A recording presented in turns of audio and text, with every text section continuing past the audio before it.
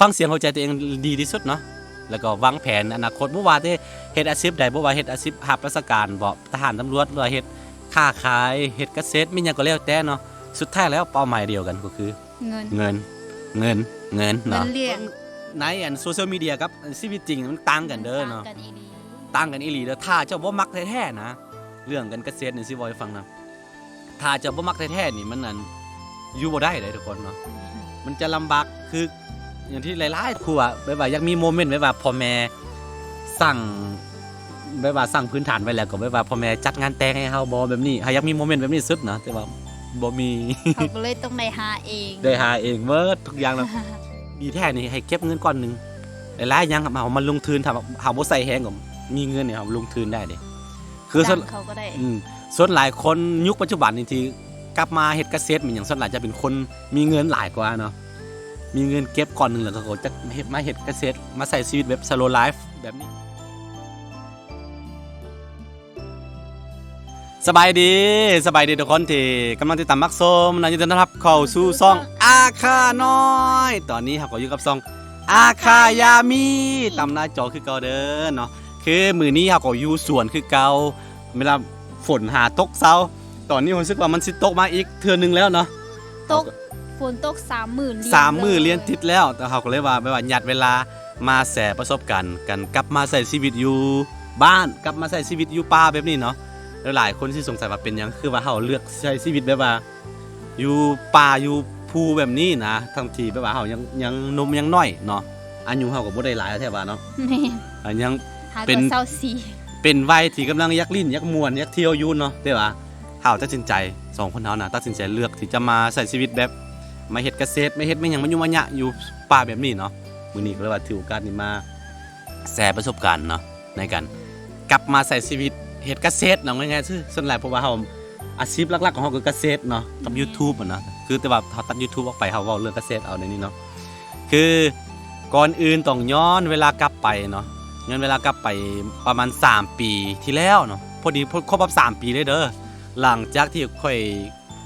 กลับมาจากเวียดนามนะกลับมาจากเวียดนามแล้วก็ประมาณ3 เดือนแรกก็อยู่เวียงตอนนั้นอยู่เวียงจันทน์ตอนนั้นเนาะอยู่เวียงจันทน์ก็เงินเดือนก็มันเงินเดือนประมาณ3 ล้านปลายกิฟตอนนั้นก็ฮักหลายเด้คันเทียบกับอันนั้นเนาะ3 ล้านก็หลายเด้เทียบกับสักครู่ก่อนนึงประมาณก็ดีหลายอยู่แต่ว่าคือปัญหานี่ช่วงนั้นนี่ถ้าใครได้ติดตามเฮามาแต่แรกๆเนาะจะเห็นแบบยังมีพอยังมีชีวิตอยู่เนาะพอของข่อยเนาะแต่ว่าช่วงนั้นพอดีแบบว่าพอหันอาการเกิดแล้วนะเกิดมีอาการแล้วเนาะแบบว่าคือพอเสียชีวิตย้อนเป็นมะเร็งเด้อเสียชีวิตเป็นมะเร็งนะแล้วก็พอหันเจ็บแล้วก็เขาก็ปัวแบบว่าเขาจะความเสื่อถือของเขาแบบว่าเขาจะใส่หิดของจะเฮ็ดพิธีกรรมเป็นอย่างเฮ็ดหมอผีหมอดูหมอดาวเป็นอย่างไปนะคืออันนี้ก็บ่ได้ดูทุกข์แล้วบ่ได้แบบว่าเชื่อจะได้บ่แม่นว่าเฮาบ่เชื่อเลยเฮาก็เชื่ออยู่ตรงแต่ว่าแบบว่าตามที่เฮาคิดว่าอย่าให้พอไปห้องหมอนะแต่ว่าเขาบ่ยอมไปเนาะก็เลยว่ากลับมาเนาะกลับมาเอาพอไปตรวจเบิ่งปรากฏว่าลำไส้มันสอดแล้วลำไส้สอดเนาะนี่คือเหตุผลที่แบบว่าได้กลับมาอยู่บ้านจริงๆจังๆเฮาก็เห็นมาแบบว่าเฮาไปห้องหมอแล้วหลังจากที่ผ่าตัดพอแล้วก็หมอเขาบอกว่าจะใส่ชีวิตอยู่ได้ประมาณปีนึงหั่นนะแต่ว่าอันนี้เป็นความลับที่ค่อยเก็บมาตลอดเนาะบ่ได้บอกเพิ่นเนาะเดี๋ยวย่านเพิ่นสิแบบว่าตกใจหั่นนะอุกใจบ่ได้บอกไผเนาะบ่ได้ก็เลยว่าฮู้ว่าแบบว่าพอสามารถมีชีวิตอยู่ได้ปีเดียวเฮาก็เลยว่าตัดสินใจกลับมาอยู่บ้านเลยเนาะบ่ได้คิดเป็นหยังเลยเนาะคือเฮาอยากเอาเวลาที่เหลืออยู่หั่นน่ะเฮ็ดให้ดีที่สุดเนาะมาดูแลเขามานั่นเขาตอนแรกๆก็ย้อนแบบว่าต่างคนต่างเป็นผู้ชายแล้วก็บ่ค่อยแบบว่าถือกันพอก็แบบว่าเป็นคนเอาแต่ใจได้หั่นนะก็หลายๆอย่างก็เอาแต่ใจหลายๆอย่างก็บ่เห็นใจบ่ตรงบ่เห็นแบบว่าบ่ตรงกันนะตอนนั้นเพิ่นบ่เจ็บอ่ะนะก็เลยว่ามีโอกาสเราก็ได้กลับมาใช้ชีวิตอยู่ร่วมกันเนาะได้ดูแลเขาจนฮอดมื้อนาทีสุดท้ายที่พอเสียไปก็เสียในอ้อมกอดเฮานี่แหละเสียไปเนาะนี่คือเหตุผลที่เฮากลับมาเนาะกลับมาก็คิดว่านะณตอนนั้นเนาะคิดว่าคือนี่ก็หาก็บล็อกไปเฮาบล็อกกับครูไปแล้วนะว่าหลังจากที่กลับมาแล้วเขาก็ไอ้สวนมาพี่แป๊บนึงบ่สวนลุกกันมาพี่มาไว้ค คือหลังจากที่กลับมาหลังจากที่พอเสียไปแล้วแผนของเฮาก็คือว่าเฮาอยากกลับไปเรียนอยากไปเรียนภาษาจีนเนาะคิดว่าเฮาเก็บเงินเก็บทองได้ก้อนหนึงแล้วก็เฮาคิดว่าสิกลับไปเรียนต่อแต่ว่าสิไปเรียนต่ออยู่จีนประมาณปีนึงหรือว่า9เดือนเนาะไปเรียนภาษาเนาะเป็นคนมักเรื่องภาษานะตามแผนแบบนั้นแต่ว่าพอดีโควิดมาอีก โควิดมาประเทศปิดอีกแล้วไปใส่บ่ได้เนาะก็เลยว่าอยู่ยาวจนฮอด3ปีเลยตอนนี้บ่ได้ไปใส่เนาะคือหลายๆคนเนาะโดยเฉพาะเป็นคนแบบว่าคนต่างแขวงคือเฮาคนมันนอกมันนาคนอยู่ต่างจังหวัดเนาะพี่น้องคนที่แบบว่าไกลบ้านน่ะไปเฮ็ดเวียกอยู่ในเมืองอย่างในเมืองกรุงอย่างเนาะส่วนหลายก็แบบว่าหาเช้าเนาะหาแบบว่าหาเช้ากินค่ำอยู่แล้วอะนะมันก็คือค่อยว่าแหละค่อยกว่าเงินเดือนตอนนั้นประมาณ3ล้านปลายเนาะเฮ็ดเวียกกับบริษัทแห่งหนึ่งบริษัทลาวเวียด บริษัทเวียดเนาะเลยกลับมาเนาะกลับมาแต่ว่าคืออยู่กลับมาตอนแรกๆแบบนี้มันอันนั้นเนาะมันก็จะลำบากด้วยนึงคือถ้าหลายคนเนาะหลาย ปรับตัวบ่ได้คือหลายๆคนจะเบิ่งในสื่อโซเชียลมีเดียเป็นอย่างเนาะจะเบิ่งไปว่าเห็นเพิ่นแชร์บ้านสวนเห็นเพิ่นแชร์เลี้ยงเป็ดเลี้ยงไก่เฮ็ดสวนเฮ็ดเกษตรพอเพียงแล้วก็โอ้ชีวิตคือแบบน่าจะมีความสุขแบบว่าเป็นตาไปอยู่หั่นนะคือเบิ่งในโซเชียลมีเดียกับชีวิตจริงมันต่างกันเด้อเนาะต่างกันอีหลีเด้อถ้าเจ้าบ่มักแท้ๆนะเรื่องกันเกษตรนี่สิบ่ให้ฟังนะถ้าเจ้าบ่มักแท้ๆนี่มันอยู่บ่ได้เลยทุกคนเนาะมันจะลำบากคืออย่างที่หลายๆเทื่อค่อยบอกเนาะคือค่อยเป็นคนที่ว่าอยู่บ้านนอกแบบนี้ก็จริงแต่ว่าบ่เคยใช้ชีวิตแบบนี้เนาะตั้งแต่เกิดมาหูความได้ก็อยู่ในเมืองตลอดเพราะว่าเมื่อก่อนมันบ่มีโรงเรียนอยู่บ้านนะต้องได้ออกจากบ้านไปเรียนอยู่ในเมืองสายชีวิตอยู่ในเมืองคือเจ้าคือค่อยนี่มาตลอดเป็นเวลาประมาณ10-20ปีนี่แหละเกือบ20ปีเนาะจึงได้กลับมาเนาะอันนี้ก็คือคนเมืองนะคือคนเมืองแต่ว่าเด็กเมืองเลยนี่เด็กเทพเลย แต่ว่าเฮาก็แบบว่าตอนกลับมาแรกๆก็ต้องบอกเลยว่า6เดือนแรกที่กลับมาอยู่บ้านนี่ค่อนข้างแบบว่าปรับตัวยากคือกันเนอะหลายๆอย่างเฮาบ่เคยไทยนะบ่เคยจับผ้าจะมีไทยส่วนแบบนี้นะเฮ็ดเวียกบ่ทันเพิ่นแล้วบ่ทันเพิ่นก็มันก็อันนั้นจะลำบากนิดนึงแต่ว่าถ้าเฮาอดทนผ่านไปประมาณจุดนั้นเนาะ6เดือนแล้วก็สบายแล้วเริ่มสบายแล้วก็อีกอย่างนี่คืออย่างที่บอกไปแหละถ้าว่าใจบ่มักแท้ๆนี่มาอยู่ป่าแบบนี้บ่ได้ดอกเนาะแต่ว่าย้อนว่าเฮามักนะคือตอนเฮาอย่างที่บอกไปแหละตอนเฮาไปอยู่ในเมืองแล้วก็โหยหานะมันอยู่ในสังคมในเมืองแบบว่าอย่างที่ฮู้แหละเนาะหลายๆคนฮู้มันจะมีกันแข่งขันสูงเนาะวุ่นวายกดดันวุ่นวายแบบกดดันนะอันนี้ยอมรับเลยกดดันสุดๆเนาะอยู่ต้องได้แข่งได้บ่เฮ็ดบ่ได้เด้คือการกลับมาอยู่แบบนี้เฮาบ่หมายความว่าเฮาแบบว่าบ่เฮ็ดบ่สั่งบ่หาบ่แสวงหาเป็นหยังไรบ่แม่นเนาะแต่ว่าเฮาก็กลับมาอยู่แบบว่ามาตั้งหลักตั้งตัวอยู่บ้านแบบนี้มันรู้สึกว่าสบายใจกว่านะเนาะบ่ต้องไปแข่งกันกับไผบ่ต้องไปสนว่าสิฮอดวันจันทร์แล้วเนาะภาวนาให้ฮอดวันศุกร์ตัวนี้ตัดไปเลยสบายเนาะตัวนี้คือมักตัวนี้ซื่อๆเนาะมักความอิสระภาพนะอิสระเนาะมักเนาะใช้ชีวิตแบบตัวเองออกแบบเองนะนี่คือแบบว่าข้อดีของกันกลับมาบ่ได้เฮ็ดตามคำสั่งนี่ของไผเนาะแต่ว่าสำหรับคนที่เขาเกี่ยมจะกลับบ้านหรือว่าเกี่ยมจะมาอยู่แบบนี้นะแนะนำถ้าว่าทั้งที่ดีนี้เก็บเงินก้อนนึงแล้วก็กลับมานี่ให้ดีเพราะว่ามันบ่ต้องแบบว่าบ่ลงแฮงหลายนะบ่แม่นนี่ย่านบ่รอดสวง4-5-6เดือนแรกที่บอกไปแหละเพราะว่าหลายๆอย่างเฮาก็ตั้งแต่มักเพชรต้นนึงมะเขือต้นนึงต้องได้ปลูกเองมันได้เริ่มต้นไม้หมดนะก็เลยว่าค่อนข้างจะลำบากนิดนึงณตอนจุดแรกๆเนาะแต่ว่าผ่านจุดนั้นไปก็สบายแล้วคือตอนนี้3ปีแล้วก็ซิวๆแล้วเนาะกลายเป็นคนป่าแล้วคนป่าเต็มตัวคนป่าเต็มตัวเนาะคือหาบ่ได้บอกว่าให้สิให้ทุกคนกลับมาใช้ชีวิตแบบนี้นะมันขึ้นกับมุมมองของเฮาหลายกว่าเนาะมุมมองของเฮามักแบบใดก็ใช้ชีวิตแบบนั้นนะอยู่ในเมืองก็ดีอยู่ในเมืองแบบว่าถ้าเจ้าอยู่ในมักในเมืองก็ใช้ชีวิตแบบที่เจ้ามักดีกว่าเนาะบ่ต้องไปเรียนแบบไปบ่ต้องไปเบิ่งสื่อโซเชียลมีเดียเด้อชีวิตจริงกับอันนั้นมันบ่คือกันเนาะถ้าว่ามาเที่ยวมาลิ้นเป็นหยังนี่มันก็คักอยู่นั่นน่ะเบิ่งว่าเป็นชีวิต slow life แต่ว่าชีวิตจริงเนาะตอนแรกๆมันก็จำลำบากหน่อยนึงเด้อสำหรับคนที่กำลังสิตัดสินใจกลับมาอยู่บ้านหรือว่ากำลังมีแผนสิกลับบ้านนะเนาะแนะนำให้เรียนรู้หน่อยนึงถ้าว่าเจ้าอดทนผ่านจุด5-6เดือนแรกได้นี่มันก็สบายแล้ว ครอบค เนี่ย รัว อย่างที่บอกไปทานดีแท้นี่ให้เก็บเงินก้อนหนึงหลายๆอย่างครับเอามันลงทุนทำเอาบ่ใส่แฮงก็มีเงินเนี่ยเอาลงทุนได้เด้คือส่วน จ้างเขาก็ได้ ส่วนหลายคนยุคปัจจุบันนี่ที่กลับมาเฮ็ดเกษตรมันอย่างส่วนหลายจะเป็นคนมีเงินหลายกว่าเนาะมีเงินเก็บก้อนหนึงแล้วก็จะเฮ็ดมาเฮ็ดเกษตรมาใส่ชีวิตแบบ slow life แบบนี้นะเนาะแต่ว่าคือที่จริงคนอย่างที่บอกไปนั่นแหละจะแบบเฮานี้เนาะแบบเฮานี่มันก็บ่มีทุนทุนเป็นอย่างหลายๆอย่างก็แบบว่าได้ใส่เหือแหงของเฮานะมันก็จะลำบากเนาะตอนแรกอันนี้แหละอันนี้คือเป็นข้อแบบว่า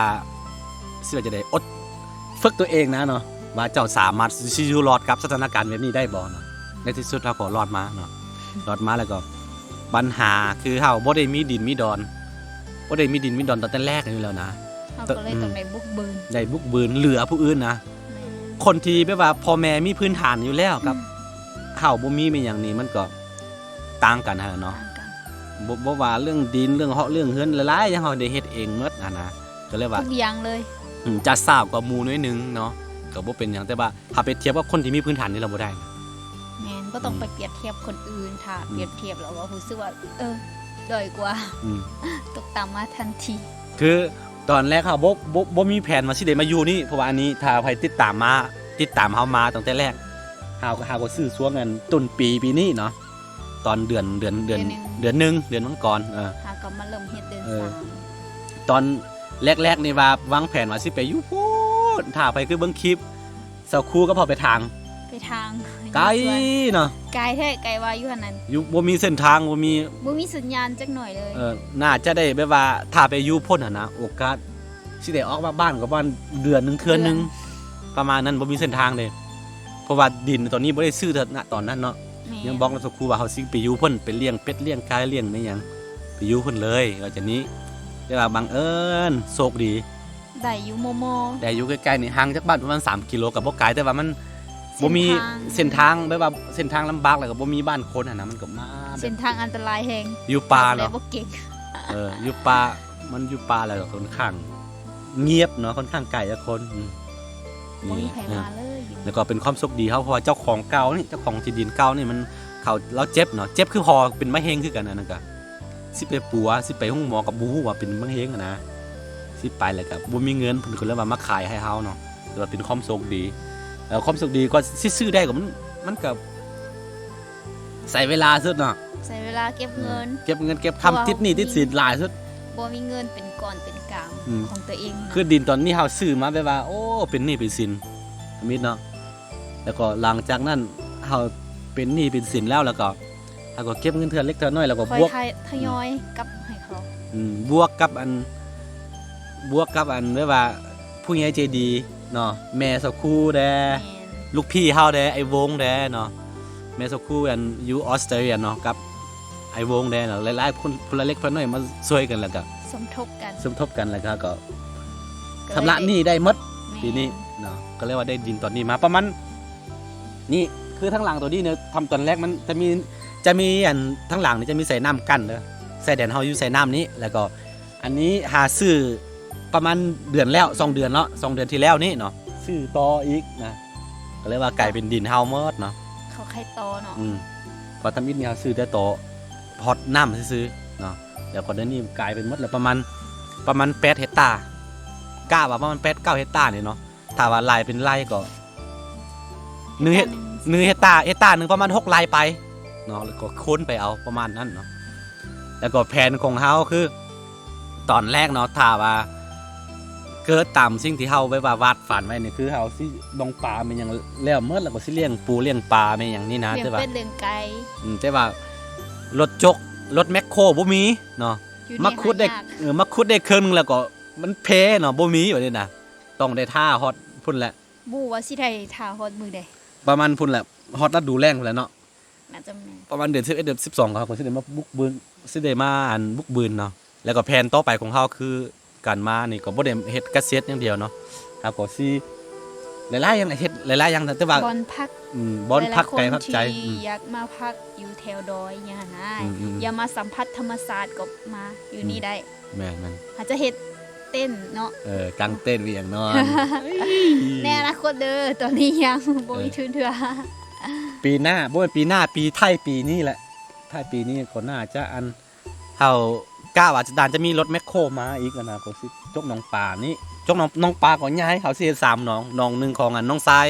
หนองหนึงของพอตะก้องอันนั้นอย่างที่บอกไปนะเขาสิได้เฮ็ดเพื่อเขาเด้เนาะ เพราะว่าเขาก็ซวยเวียกเฮาแด้นะ เพราะว่าเรื่องใส่แรงงานนี่มันเขาเฮ็ดหมด เขาเฮ็ดหมด เขาก็เลยว่ามีได้เฮามีอยู่มีกินแล้วพี่ๆน้องๆเฮา บ่มีกิน บ่มีกินก็ บ่สบายใจ แบบว่า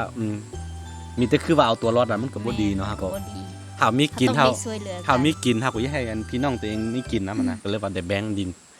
ส่วนนี้ให้เขาเนาะแบ่งกันน้องทรายกับอันแม่คนตะก้องเนาะไอ้เคยเขาเนาะแล้วก็อันสิฝากนั่นน่ะฝากนั่นนี่ปีนี้ว่าสิเลี้ยงเป็ดเลี้ยงไก่เอามาเลี้ยงเลยแหละแต่ว่าแม่หั่นปลูกวักเพชรมันยังไสแล้วมันไก่สิไปกินวักเพชรมันยังหมดอ่ะนะก็เลยเอากลับไปเดี๋ยวฮอดเดือน11 12เฮาสิเริ่มแล้วสิเริ่มเฮ็ดฟาร์มเนาะว่า ฟาร์มไก่ ฟาร์มไก่ฟาร์มหมูเลี้ยงเป็ดเลี้ยงไก่เลี้ยงหมูแบบหลายๆนั่นแหละเนาะซียูแบบซียูพี่เลยนะทุกอย่างครบวงจรนี่เลยครับจะสบายนิดนึงเนาะเรื่องเงินทุกมื้อนี่หาเงินหาคำนี่ไปกับการกินกัน แม่นการกินการใส่ การกินมดกับกันไม่ว่าเลี้ยงปักเลี้ยงท่องตัวเองหลายกว่านะเนาะ แม่น คืออยู่ในเมืองเดี๋ยวนี้คนอย่างที่บอกไปแหละคือเฮานะเงินเดือนที่ได้มาก็หมดไปกับการเซาห้องเทลกันเซาห้องกันค่าไฟฟ้าค่าน้ำค่ากินค่าตัวเองนี่แหละหมดไป พอดีเงินเดือนออกมาก็ต้องได้จ่ายค่าไฟค่าน้ำค่าเช่าหอพักค่าเครื่องสำอางค่าเครื่องหยังหลายๆอย่างมันก็หมดไปอีก เหลือมากก็คือบ่มีเงินเก็บนะอยู่พุ่นว่าความจริงเลยบ่มีเนาะ คือวงจรของการใส่แล้วก็กินหมดเงินเดือนมาแล้วก็ใส่โอนวนเวียนจนไม่มีเงินเก็บ คือเทียบใส่ตัวเองเลยบ่มี นี่แหละนี่แหละเหตุผลที่เอากลับมาเนาะกลับมาเขาบอกไปเขาใส่แล้วกลับมาแล้วก็แผนของเฮาอย่างที่บอกไปเนาะสิเฮ็ดคือที่จริงเนี่ยมันน่าจะได้ปีนี้แล้วแหละว่าเดือน7เดือนกรกฎเนี่ยว่าสิเลี้ยงปลาแต่ว่าสุดท้ายบ่เกิดเนาะบ่มีรถแมคโครนะก็เลยว่าเขาก็ได้อันนั้นไปหยุดไปนิดนึงเดี๋ยวประมาณท้ายปีเนาะท้ายปีพุ่นแหละแล้วก็อีกอันนึงที่คัดไว้แล้วคือ ประมาณอันไทยเดือน11ไทยเดือนพฤศจิกหรือว่าต้นเดือน12เนี่ยเฮาสิได้ไปเฮ็ดงานเฮาเนาะเฮาสิได้ไปเฮ็ดงานเล็กๆน้อยๆอยู่บ้านอยู่เบิ่งสิงยังบ่ ยังบ่ทันได้เฮ็ด งานเอียง ก็เลยว่าสิได้ไปเฮ็ดตัวนี้ให้มันแล้วก่อนเนาะ อันนี้เฮาก็ได้เก็บเงินเองอะนะก็เลยว่า คือ ต้อง ในปัญหาของข่อยก็คือว่าหลายๆยังได้เฮ็ดเองหมดเนาะขนาดน้องช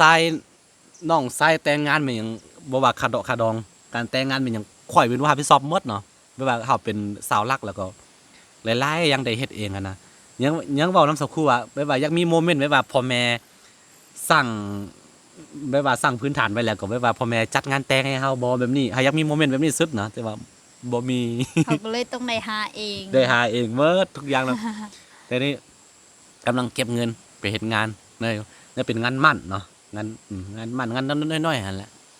แล้วก็เรื่องแต่งเนี่ยค่อยอันนั้นทีหลังอีกเฮา ไป จัด ทีหลังอีก เฮาจัดงานตัวนั้นแล้วกัน ประมาณถ้าบ่มียัง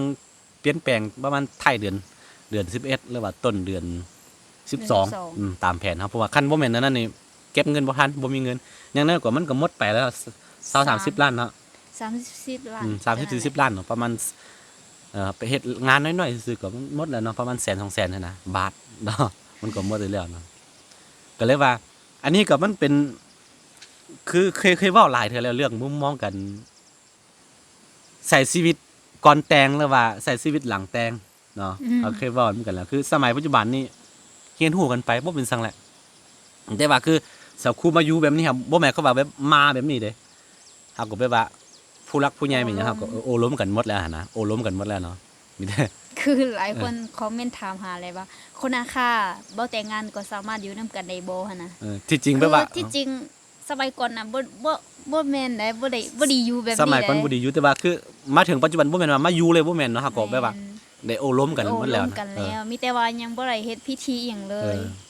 ได้โอ้ล้มกันหมดแล้วเนาะก็เลยว่ามาอยู่ได้เนาะสมัยนี้เฮาบ่ถือ แม่นบ่ถือ วัยรุ่น วัยรุ่นใจ เขา ฮ้อน ก็เปลี่ยนสมัยใหม่ไปเลย อยู่แบบนี้แล้วก็ค่อยหาเงินไปนํกันแล้วก็ค่อยไปเฮ็ดงาน เพราะว่าต่างคนต่างบ่มีทุนทางสังคมก็พ่อแม่บ่มีทุนให้นะ ม ทางนี้ก็บ่มีก็เลยว่าต้องได้หาทั้งสองหานํกัน ก้มเองหมดก้มเองหมด ห น้ำกันเราจึงไปเฮ็ดพิธีหมั่นพิธีขออหยังน่ะ ถือว่าสู้ซนสุด สู่ เนาะ โซน้ำกัน นี่แหละเฮาก็เว้าอันนึงแล้วก็เว้าออกไปอีกทางหนึงเหรอหลายๆอย่างก็สิมาแบบว่าอันที่มารวมกันหลายๆอย่างเนี่ยแบบมารวมกันลิ้นทุกคนโอเคทุกคนเนาะคลิปนี้ก็แบบว่าเป็นคลิปที่แบบมาแชร์ประสบการณ์แบบว่าการกลับมาอยู่บ้านกันกลับมาเฮ็ดเกษตรมาหยังแล้วก็หลายๆอย่างเนาะรวมกัน อันนี้ก็ฝากไว้ทุกคนมันขึ้นกับมุมมองของเฮาเนาะขึ้นกับว่าเฮามักแบบใดหั่นนะเฮามักชีวิตแบบใดเนาะอยากใช้ชีวิตแบบใดก็ให้เฮ็ดไปตามสิ่งที่เฮา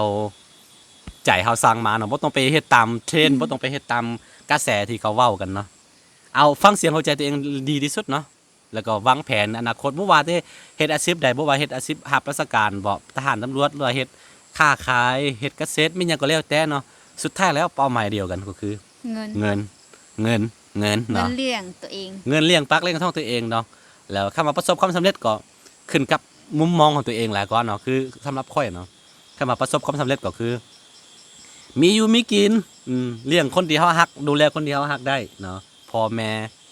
พี่น้องเนาะแฟนลูกหลานเนาะเขาสามารถดูแลเขาได้เนาะถือว่าบ่มีเงินทองมากมายก็ยาแต่ว่าแบบว่าเลี้ยงตัวเองได้ก้มตัวเองแล้วก้มแบบว่า บ่ได้เดือดร้อน บ่ได้เดือดร้อนภัยก็อันนี้ก็เอิ้นว่าประสบความสำเร็จแล้วสำหรับในมุมมองของตัวเองเนาะ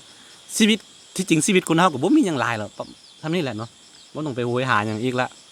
ซำนี้เนาะ เนาะแม่นบ่สิมีหยังอีกมันขึ้นกับว่าความพอใจของตัวเองหลายกว่าเนาะถ้าเฮาจุดที่เฮาอยู่เฮารู้สึกว่าเฮาดีแล้วก็มันก็ดีเนาะแต่ว่าบ่หมายความว่าให้หยุดแสวงหาให้หยุดแบบว่าพัฒนาตัวเองบ่แม่นเด้อเนาะแต่ว่า ต้องพัฒนาตัวเองอยู่ ต้อง เรื่ พั ย ฒนาตัวเองต้องแสวงหาบ่ใฝ่ฝันหาสิ่งที่แบบว่าเฮาเป็นไปบ่ได้อะนะคือเฮาแบบนี้เฮาสิอยากมีเงินเป็นพันเป็นหมื่นล้านก็เป็นไปบ่ได้แม่นบ่ แม่น นะก็เบิ่งแบบว่าศักยภาพตัวเองดีที่สุดเนาะแล้วก็คนที่อย่างที่บอกไปแหละคนที่คิดสิกลับก็กลับมาเลยถ้าว่าตัวเองอดทนได้ตัวเองแบบกล้าว่าตัวเองรอดได้ก็ลองเบิ่งลองผิดลองถูกดีที่สุดเนาะแต่ว่าเฮากลับมาอยู่บ้านแบบนี้มันก็บ่มีเงินดอกเงินเดือนมันหยังดอกแต่มันสบายใจหลายกว่าหั่นนะเนาะเขาสบายใจเนาะเพราะว่ากัน บ่มีรายจ่าย นี่สิเว้าให้ฟังตัวนี้ข้อดีคือ2คนค่อยเนาะมาพี่ตั้งแต่กลับมาไปขึ้นเฮือนใหม่ของอยู่อันบ้านเสาคูกลับมาเนาะเอาก็มาอยู่นี่เลยเนาะ มาอยู่นี่เลย ยังบ่ได้กลับจากบ้านเถอะ แม่น เดี๋ยวมื้ออื่นนี่สิได้กลับไปเพราะว่ามันฮอตเทศกาลกินเจียงโลซิงซาของชนเผ่าอาคาแหละเด้อ ถ้าบ่มีเวียกจำเป็นหรือว่าบ่มีงานบุญอีหยัง บ่ได้ออกไป อยู่ บ่ได้กลับไปแล้วก็ ป่านี่เย บ่ค่อยมีค่าใช้จ่ายเลย แม่น เนาะ อันนี้คือข้อดีค่ะ อันนี้คือข้อดี การยู่ป่า เพราะว่าทุกอย่างเขาก็ปลูกไว้หมดแล้วก็ อยากกินหยังหาเอง อยากกินอยากก็หาเองนี่แล้วก็บางทีบ้านไผบ้านผู้อื่นบ้านพวกทานพวก FC อ่ะบ่ได้แบบว่าอุดมสมบูรณ์แบบนี้ก็บ่เป็นสังเนาะอย่างที่บอกไปแหละ เฮาก็ เฮามา ปลูก เฮ็ดเอง 5-6 เดือนแล้วก็มีอยู่มีกินคือกันเนาะนี่ ถ้าบ่กี่คัน นี่เฮาก็หามาบุกเบิกช่วงเดือนหนึงซื่อๆได้นี่ผ่านฮอดเดือน9เนาะผ่านมาที่จริงมาบุกเบิกแท้ๆแม่นช่วงเดือนเมษาซื่อๆได้นี่แม่นบ่ แม่น เมษา พฤษภา มิถุนากรกฎสิงหากันยา6 เดือนซื่อๆ6-7 เดือนซื่อๆนี่หากว่าเป็นรูปเป็นทางขึ้นมาแล้วเนาะฝากไว้ทุกคนอันเนาะออกแบบชีวิตเองเด้อ เนาะอันนี้ก็ บ่ต้องให้คนอื่นออกแบบให้ บ่มีสุดตายตัวสำหรับการใช้ชีวิตเนาะเฮามักแบบใดก็ใช้แบบนั้นเดี๋ยวเจอกันไว้ในคลิปหน้าทุกคนสบายดี